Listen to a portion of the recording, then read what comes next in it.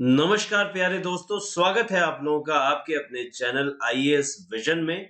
और आज जो हम लोग डिस्कशन लेके आए हैं वो रहेगा आर्टिकल 33 टू 35 के ऊपर। ये right to constitutional remedies article 32 के आगे का है और ये बहुत ही छोटा वीडियो रहने वाला है। इसमें हम लोग जानेंगे कि आर्टिकल 35 क्या है, 33 क्या है, 34 क्या है, इनके प्रोविजंस क्या हैं और किस तरीके से ये हमारी लाइफ्स को इम्पैक्ट करते हैं। तो इससे पहले कि हम लोग आगे बढ़े, मैं आपसे यही दरख्वास्त करना चाहूंगा, यही रिक्वेस्ट करना चाहूंगा कि आप वीडियो को कृपया अंत तक देखें। इसको पसंद आने पे दिल खोल के लाइक करें और जितना हो सके चैनल को सब्सक्राइब जरूर करें, अपने दोस्तों के अमंगस्ट में इसे शेयर जरूर करें। तो उससे पहले कि हम शुरू करें, एक छोटी सी अनाउंसमेंट ये भी है कि मैं समझ सकता हूं कि आर्टिकल 35 तक यानी कि 3 पार्ट्स की हम लोग जर्नी आज खत्म कर लेंगे। पहला था जिसमें यूनियन एंड इट्स टेरिटरी की डेफिनेशन थी, पार्ट 1। पार्ट 2 जो था वो था सिटीजनशिप। तीसरा पार्ट फंडामेंटल राइट्स आज फिनिश हो जाएगा। इसके बाद डीपीएसपी शुरू होना है, लेकिन मैं चाहता हूं कि एक कंसाइज रूप में लगभग आधे घंटे में मैं एक रिवीजन का वीडियो लेके आऊं, जिसमें आर्टिकल 1 से लेकर आर्टिकल 35 तक का पूरा स्टोरी नुमा फॉर्म में आपके याद करने के लिए आसानी रहे, वैसा एक कंसाइज वे में आपके पास में रिवीजन का वीडियो रहे। और ये मैं आप लोगों के साथ शेयर करना चाहता हूं। अगर आपको भी आइडिया पसंद आता है तो कमेंट सेक्शन में जरूर बताएं और वो वीडियो जरूर अवेलेबल रहेगा और इसी प्लेलिस्ट में जुड़ भी जाएगा। तो प्लेलिस्ट भी है इंडियन पॉलिटी की, जाइए जाके उसको देखिए और जितना हो सके उसको शेयर भी कीजिए। तो आइए अब बिना किसी देरी के शुरू करते हैं आर्टिकल 33 से। और ये कहता है power of parliament to modify the rights. देखिए, जो संविधान में हमारे कॉन्स्टिट्यूशन में पावर दी गई है कॉन्स्टिट्यूशनल राइट्स को, फंडामेंटल राइट्स को मॉडिफाई करने की, वो पावर किसकी है? पार्लियामेंट की, जो कि लेजिस्लेटिव में आता है। तो लेजिस्लेचर यानी कि पार्लियामेंट इन राइट्स को मॉडिफाई कर सकता है। मॉडिफाई किस तरीके से कि ये जितने भी फंडामेंटल राइट्स हैं, इन सारे के सारे फंडामेंटल राइट्स में कुछ एक्सेप्शंस हैं, इनमें कुछ अपवाद हैं जो कुछ एक कैटेगरी ऑफ कॉन्स्टिट्यूशंस पे लागू नहीं होते। भारत के कुछ नागरिकों पे ये लागू हरगिज नहीं होते। अब इनमें से कौन से हैं जरा देखिए। Members of the armed forces, paramilitary forces, air force members, navy commandos, और वी शुड से नेवी में सर्व करने वाले हमारे आर्म्ड पर्सनल्स, या फिर इंडियन आर्मी को सर्व करने वाले सोल्जर्स, इन सब पे ये रीजनेबल रिस्ट्रिक्शंस के साथ जितने भी आर्टिकल्स हैं वो लगते हैं, जितने भी फंडामेंटल राइट्स हैं वो एप्लीकेबल होते हैं। जैसे कि अगर मैं आपको एक एग्जांपल दूं, तो पिछले कुछ साल पहले एक व्यक्ति बहुत फेमस हुए थे जिनका नाम था तेज बहादुर यादव। तो तेज बहादुर यादव जो थे, ये बीएसएफ के एक सोल्जर थे। He was a soldier in BSF. और इन्होंने क्या किया था, जो लिविंग कंडीशंस है उसके ऊपर कुछ एक वीडियो बनाया था। बहरहाल हम इसमें नहीं जाएंगे कि वो वीडियो सच था, गलत था, क्या नहीं था, लेकिन इनको सर्विस से फ्री कर दिया गया, इनको सर्विस से निकाल दिया गया, क्योंकि जो मेंबर्स ऑफ आर्म्ड फोर्सेस हैं उन पे right to freedom of speech and expression apply नहीं होता। Right to freedom of speech and expression, freedom of speech and expression यहां पे इनके ऊपर अप्लाई नहीं होता। तो इनकी सर्विस को डिसमिस कर दिया गया था तेज बहादुर यादव की। लेटर ये बीजेपी के अगेंस्ट वाराणसी से पीएम मोदी के खिलाफ ही चुनाव लड़े थे और जिसमें हार गए थे। उनको कंटेस्ट नहीं करने दिया गया था, सॉरी, इनफैक्ट। तो दैट वाज द रीजन कि इनको सर्विस से डिसमिस किया गया।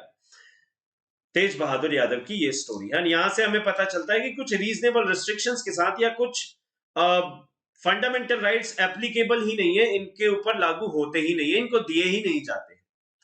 उसके बाद आते हैं members of the forces charged with the maintenance of law and order. जो ब्यूरोक्रेट्स हैं, जो लॉ एंड ऑर्डर यानी कि एग्जीक्यूटिव्स में जो आते हैं, उन लोगों के ऊपर भी, बिकॉज काफी कॉन्फिडेंशियल डेटा होता है कई बार जो उनको पता होता है, इनके संज्ञान में काफी ज्यादा कॉन्फिडेंशियल डेटा होता है, और अगर वो डेटा लीक हुआ तो फिर बहुत ज्यादा प्रॉब्लम हो जाएगी। Public piece and order, public security, internal security, इस पे एक बहुत बड़ा थ्रेट पहुंच सकता है। इसीलिए इनको भी right to freedom of speech and expression नहीं होती है ना। तो ये कहानी है।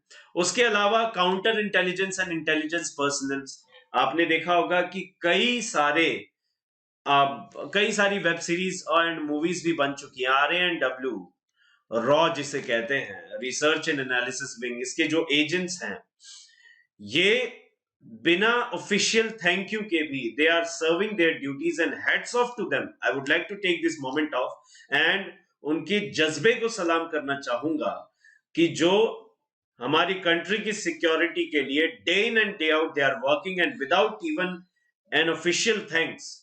सो ये counter intelligence and intelligence personnel है।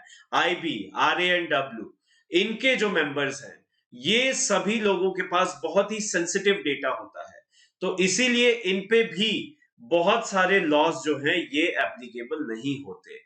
Persons working in the telecom sector, telecommunication sector में जो लोग वर्क करते हैं, उनके ऊपर भी ये सारे के सारे फंडामेंटल राइट्स के रेस्ट्रिक्शंस हैं।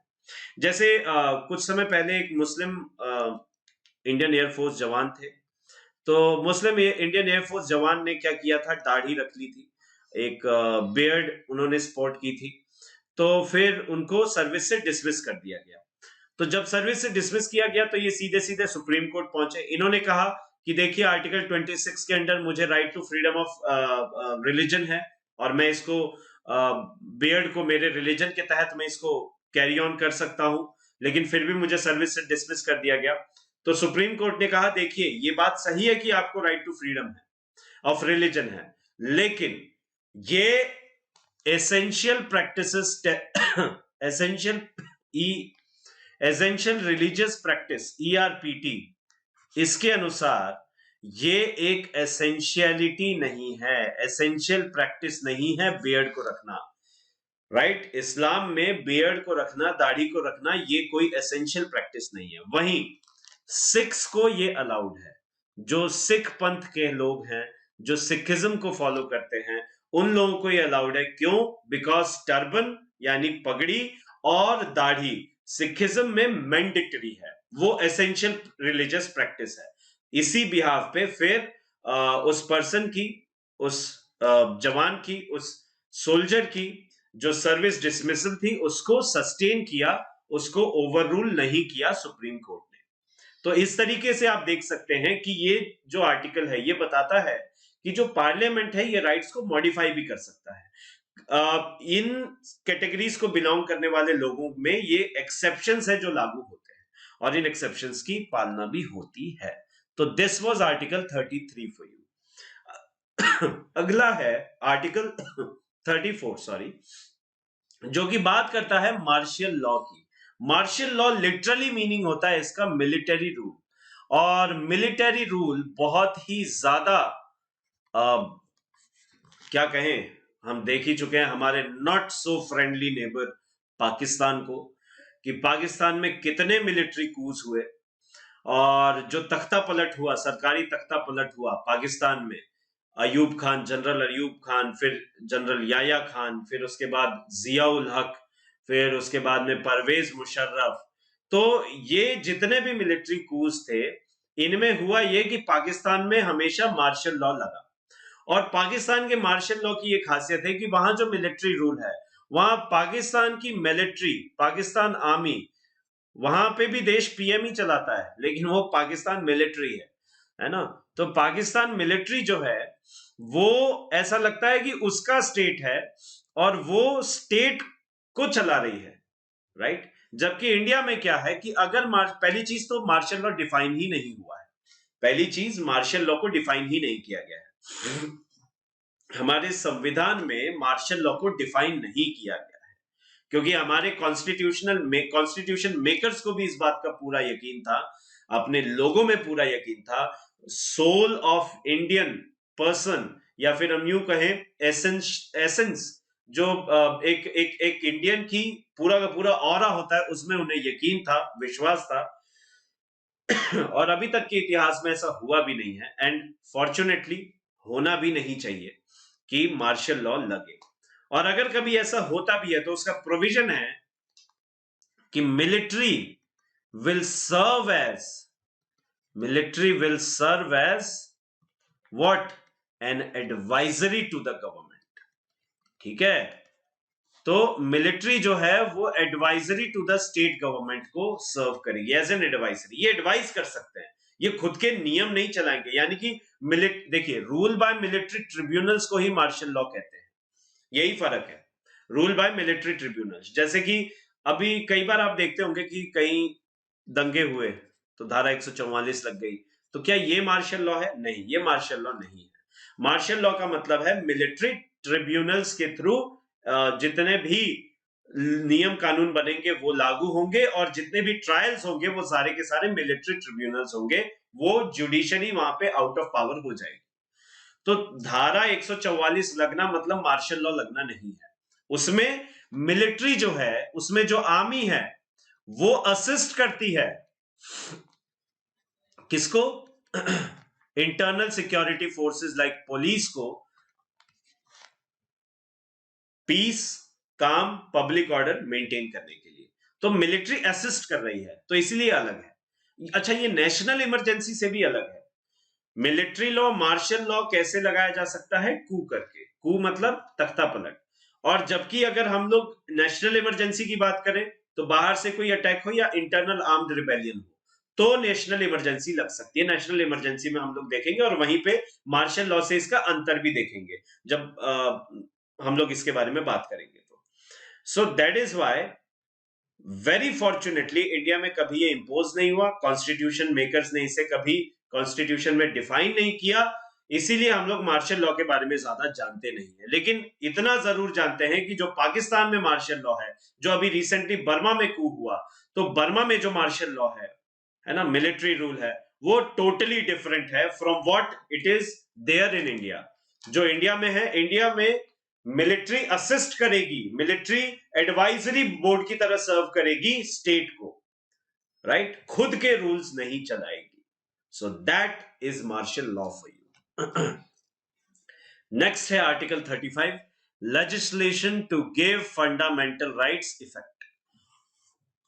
कहने का मतलब है कि फंडामेंटल राइट्स को इंप्लीमेंट करने के लिए, आप देखिए, मतलब मैं आपसे अगर ये कहूं कि for example right to privacy एक फंडामेंटल राइट है, सुप्रीम कोर्ट ने इसे क्लियर कर दिया कि राइट टू लाइफ के अंदर ही आता है। लेकिन उस राइट टू प्रिवेसी का अगर हनन हो तो उसके लिए कानून भी तो जरूरी है। राइट टू लाइफ एक बहुत ही, राइट टू लाइफ में एक बहुत ही बड़ा फंडामेंटल राइट है। इसमें right to life and dignity भी आता है, पर्सनल डिग्निटी एंड लिबर्टी। तो उसका अगर हनन होता है तो उसके लिए भी तो कानून की जरूरत है ना, लेजिस्लेशन की जरूरत है ना। यही लेजिस्लेशन है कि फंडामेंटल राइट्स हो के कॉन्स्टिट्यूशन में मैंडेटरीली मेंशन है, ये दिए जाने चाहिए, लेकिन उसके लिए लेजिस्लेशन भी तो हो, उसके लिए रूल्स भी तो, उसके लिए कानून भी तो, उसके लिए लॉज भी तो, उसके लिए नियम भी तो हो।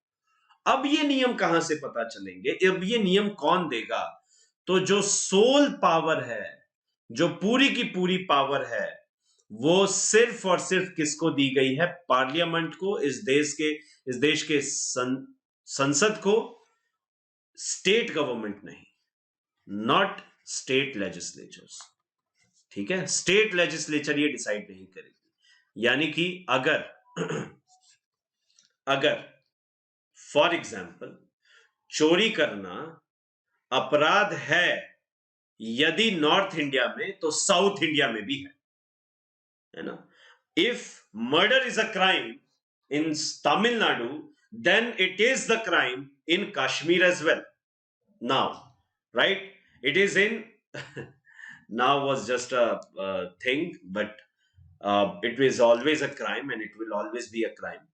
तो कहने का मतलब यह है कि ये यूनियन गवर्नमेंट डिसाइड, ये पार्लियामेंट डिसाइड करेगा कि फंडामेंटल राइट्स को इफेक्ट में लाने के लिए, उसको लागू करने के लिए, हमारे देश के जितने भी नागरिक हैं उनको देने के लिए जो भी लॉज बनेंगे वो कौन बनाएगा? That will be made by the parliament and parliament only. तो ये पावर आर्टिकल 35 द्वारा किसको दी गई है? Parliament of this nation and not the state legislature. States decide नहीं करेंगे, ये उनके जुरिस्डिक्शन से बाहर की कहानी है। चलिए, आई होप ये आपको अच्छा लगा हो, पसंद आया हो लेक्चर। शॉर्ट था, क्रिस्प था, प्रिसाइज था और बहुत ही कम शब्दों में मैंने गागर में सागर भरने का प्रयत्न किया है। आशा करता हूं कि आपको मेरा यह प्रयत्न पसंद आ रहा होगा। डेली वीडियोस यहाँ पे अपलोड होते हैं, कृपया चैनल को सब्सक्राइब करें, जितना हो सके इसे दिल खोल के शेयर करें, बेल आइकन को प्रेस करना ना भूलें ताकि आप लोगों तक हर एक अपडेट सबसे पहले पहुंचती रहे। और इसी उम्मीद के साथ मैं आप लोगों से आज अलविदा कहना चाहूंगा कि आप लोग मन लगा के पढ़ रहे होंगे और अपने सपनों की तरफ अथक परिश्रम कर रहे होंगे। चलिए फिर मिलते हैं अगले लेक्चर में। तब तक के लिए जय हिंद, जय भारत, वंदे मातरम।